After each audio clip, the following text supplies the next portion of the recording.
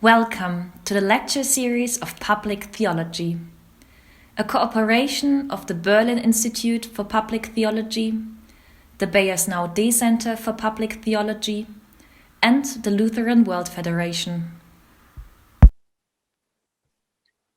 Dear participants, welcome to the very first session of the International and Intercontextual Lecture Series on Public Theology by an array of international experts from the Global South and North.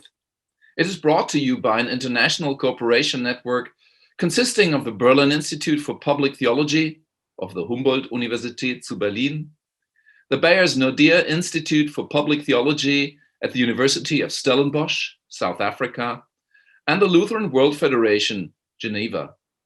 It will assemble leading experts from all over the world who will deliver lectures on different aspects of public theology. This lecture series will comprise video and audio lectures as well as study material on PDF, and it will be available free of charge.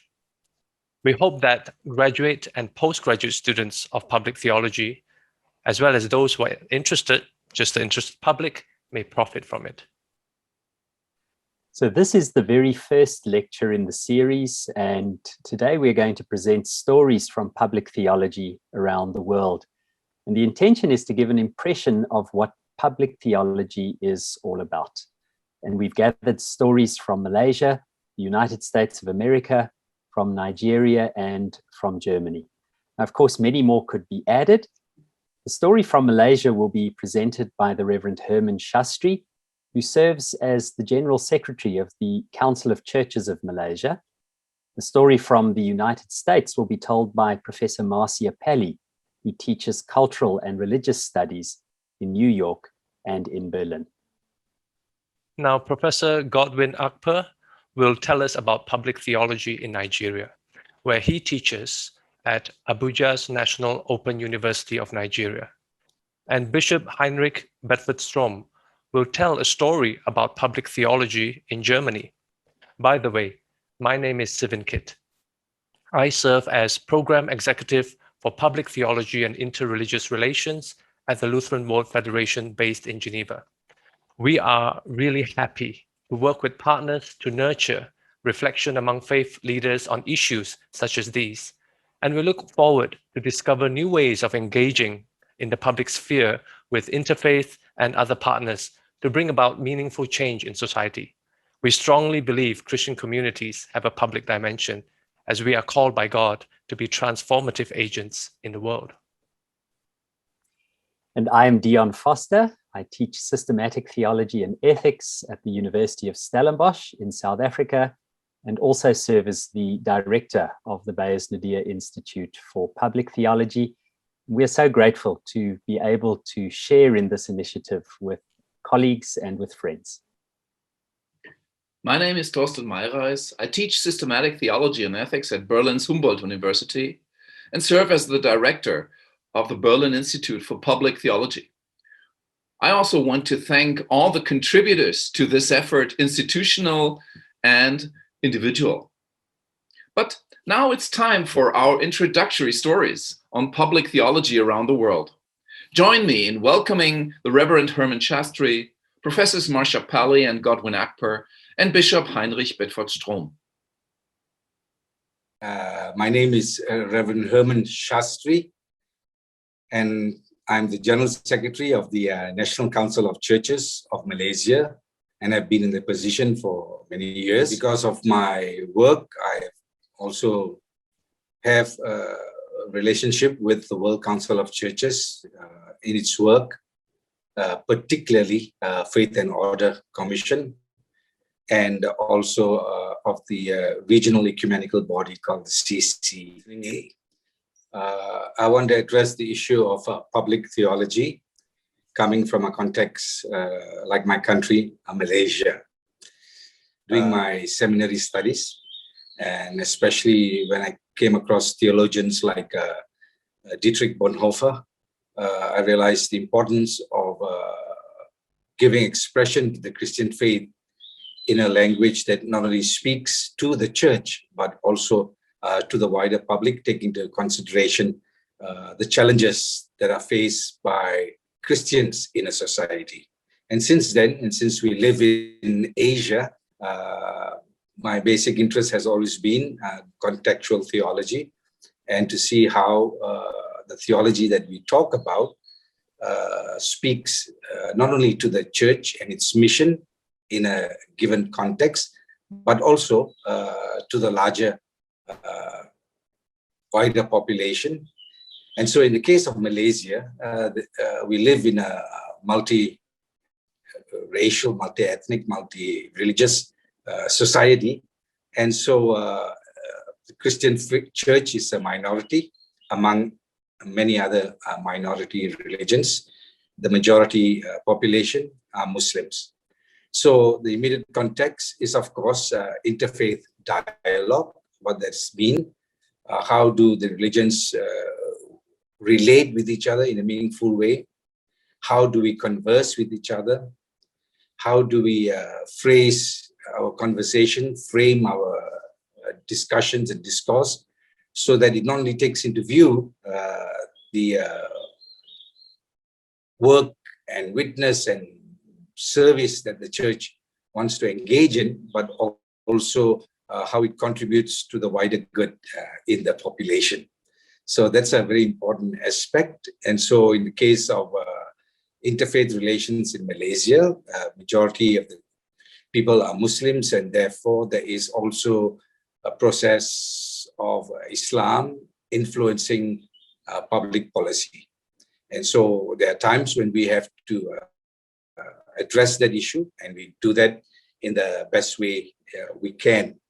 Secondly, we also have indigenous communities, and so we also try to give attention to that aspect, very important.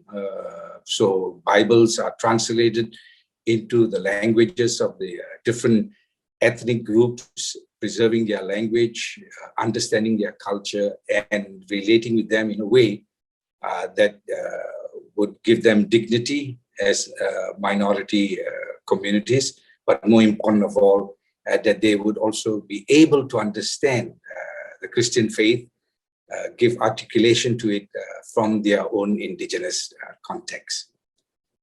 Like every other society in the world today, we are also confronted with the COVID pandemic. And so the Council of Churches have played a very important role to keep the churches informed of the various standard operating procedures that come out from the government, and to also how best to engage in spiritual oversight among our people, but in a safe way, in an innovative way, and in a way that would bring people closer together, and not in terms physically, but in terms spiritually.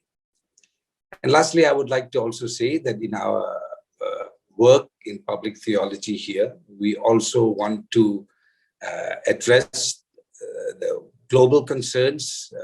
So we engage with the wider ecumenical movement. So climate change is a very big issue.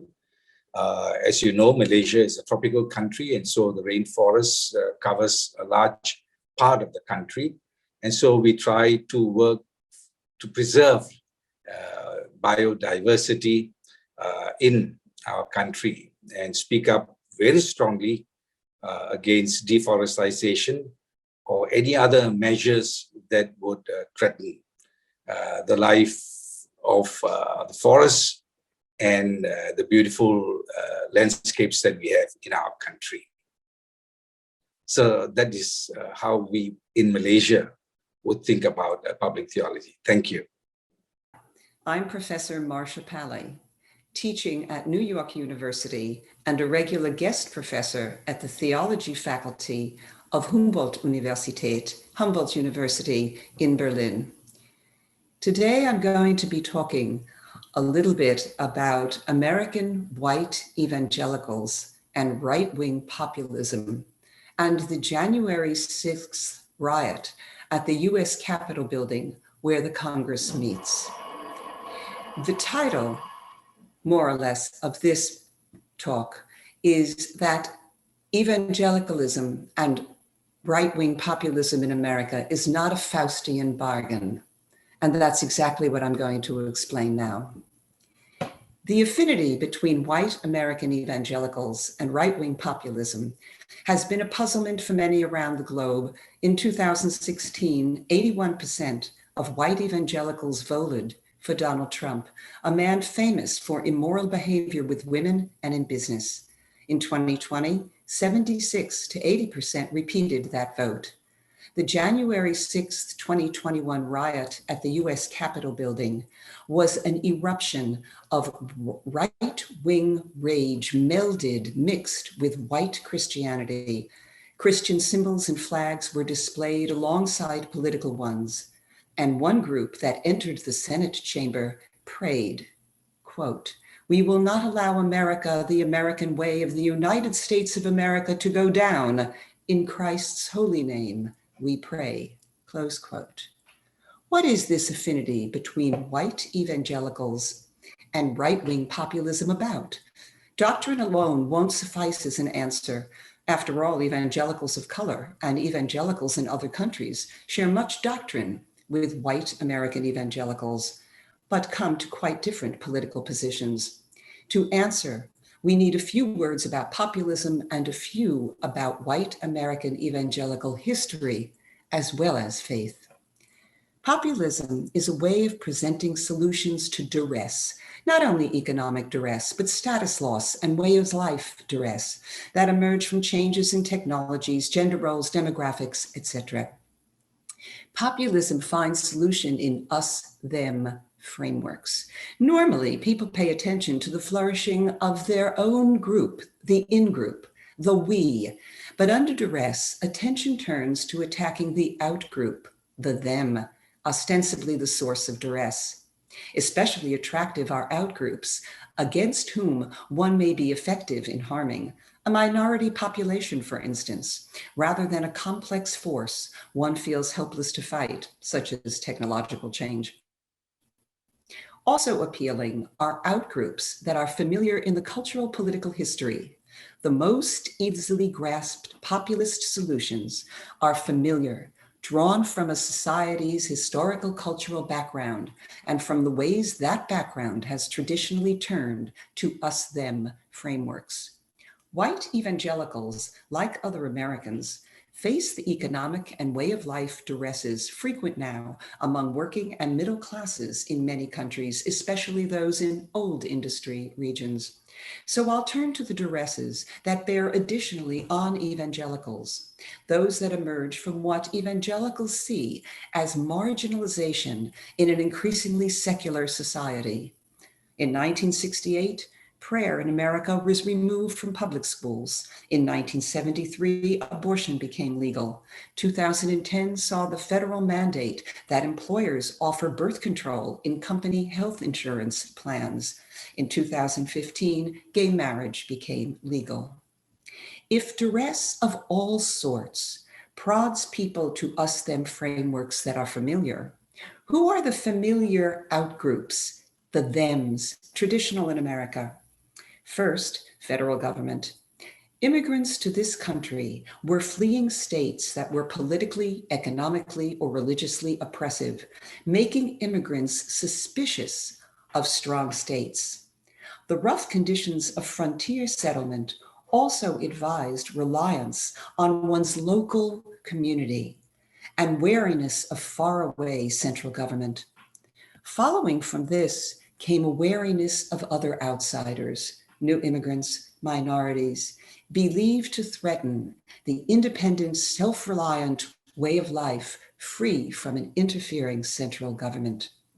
For instance, both the Shays and Whiskey rebellions against Washington and the anti-immigrant Alien Sedition Acts began in the 18th century, almost as soon as the United States itself began. Evangelicals, the dissenting and much persecuted sects of Europe, were especially wary of states and state churches, as they had suffered much against them in Europe. Importantly, evangelical theology emphasizes not only Bible reading, sola scriptura, but the priesthood of all believers, individual Bible reading by each man and woman, making evangelicals even more wary of authorities, both political and ecclesial. Together, the immigrant suspicion of government, the frontier reliance on local community, and the evangelical experience yields an evangelical history and culture that is wary of Washington, D.C., elites, and outsiders. As two 19th century Kentucky revivalists said, "We are not personally acquainted with the writings of John Calvin, and neither do we care." This is what American right-wing populism and Donald Trump offered. Of them, an outgroup of government and outsiders. In his 2016 campaign, Trump promised to, quote, drain the swamp of, quote, Washington insiders. Throughout his presidency, he railed against the, quote, deep state and media and university elites. He fomented anti-immigrant animus, reduced government regulation of business and finance, and drastically reduced government social programs by cutting taxes and reducing or closing government departments. In sum, white evangelical support for Republicans and right-wing populism is not a Faustian bargain, where evangelicals provide political support in exchange for Republican Party backing on religious matters, such as abortion. Rather, it is political support for political policies. When evangelicals are drawn to Republican and right-wing populist proposals, they seek relief from interrelated duresses by turning to traditional belief in self-reliant local community, unmolested by an overreaching interloper government and other outsiders. White evangelicals weighed these concerns along with those arising from religion, such as abortion and gay marriage. The best research on evangelical voting in 2016 and 2020 found that the factor most decisive in determining the evangelical vote was the economy. That is, strong majorities of evangelicals voted for Donald Trump owing to his and the Republican Party's small government economic positions. Abortion was the most important factor for half as many evangelicals as chose the economy. LGBTQ issues for only a quarter. White evangelical politics, like all politics, is a composite of socioeconomic, way of life, and religious concerns. Understanding it means looking into socio-political history as well as into religious history and doctrine to find out why right-wing populism is understood by white evangelicals as making the best person and society. Thank you. Hello, my name is Godwin Akper. I'm Professor of Systematic Theology at National Open University of Nigeria, Abuja, here in Nigeria. Colleagues, public theology in the Nigerian context means to many agitation for better well-being of the downtrodden, using religious values and platforms for discourse on socio-political and economic policies made by the government of the day. So church leaders, mostly when they are talking about public theology, they feel the engagement of the church, of church leaders and other religious organizations, be they Christians or otherwise, in policy formations, critique of bad policies, issues of moral regeneration, and then the issue of economic recovery and the plight of the poor, especially those in IDP camps, which are known in millions. One of the most controversial issues of public theology in Germany in the last years has been the Church's stand on search and rescue missions for refugees in the Mediterranean. Since 2014, about 21,500 refugees have drowned in the Mediterranean in their effort to reach Europe on life-endangering rubber boats. As churches, we have often spoken up in order to get the European authorities to stop this dying. While the European Union participated in rescue missions in former years, those missions came to a complete stop when the right-wing populist Italian Interior Minister Salvini refused to let any rescued refugees enter the ports of Italy. In this situation, I made a trip to Sicily at the beginning of June 2019 to visit the crew of Sea-Watch 3, a search and rescue vessel operated by the German search and rescue organization Sea-Watch. Members of the crew were accused by Italian authorities of participating in human trafficking. The Sea-Watch 3 was held in the port of the Sicilian town of Licata and blocked from going back into the Mediterranean to rescue refugees. On the day after my meeting with the Sea-Watch crew, I published the so-called Palermo Appeal in the Sicilian city of Palermo, together with its mayor Leoluca Orlando, who is known as a strong supporter of an open refugee policy. Many people in Italy, Germany and beyond supported the Palermo Appeal, which confronted the criminalization of civil rescuers, argued for free access of rescue vessels to the Mediterranean, and for a European mechanism of distributing rescued refugees in those cities and towns in Europe which have declared their will for that. After the publication of the Palermo Appeal, the Deutscher Evangelischer Kirchentag in Dortmund, a big 4-day lay convention of church people with around 100,000 participants in different forums, one forum issued an appeal to the Protestant church leadership to buy an own search and rescue vessel as a church. As chairman of the Council of Protestant Churches in Germany, which represent about 21 million Christians in Germany, I supported the proposal. And the Council as a whole decided to form an alliance of churches and civil society organizations to support civil rescue operations in the Mediterranean in cooperation with Sea-Watch.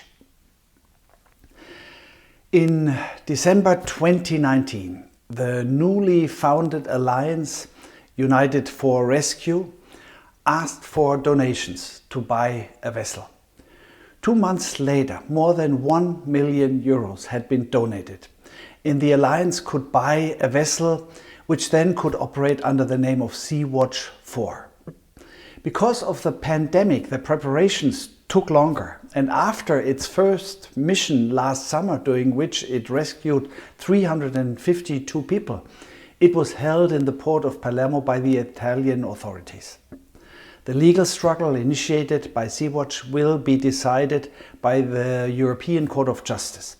Meanwhile, the Sea-Watch 4 can finally continue with rescue operations, as was decided by an Italian court in February. Why are we doing this? Human dignity, and together with it, the soul of Europe, is at stake when we simply watch, while desperate people in life-endangering rubber boats are drowning. Controversial discussions about the design of migration and asylum politics can and must be led, but they cannot be seen as alternatives to direct action to save lives. Saving these lives is only one, but an especially important piece of a diaconical strategy, which includes overcoming the root causes of migration by creating perspectives of a life in dignity in the countries of origin, just as much as helping people in direct need who have nevertheless started an often life-endangering trip north, often ending in Libyan refugee camps which heavily violate human rights.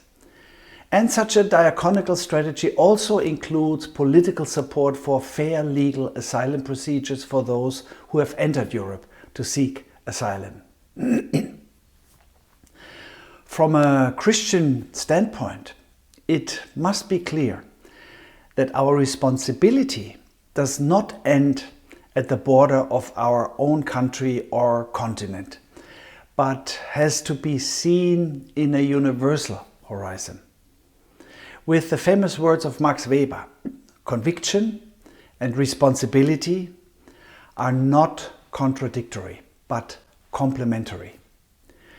Thus, everyone who shares the conviction that the dignity of the human person is a universally valid claim, or as we Christians believe, every human being is created in the image of God, will have to either support rescuing people from drowning and then opening up a fair legal procedure, or explain how this claim can be followed in another way.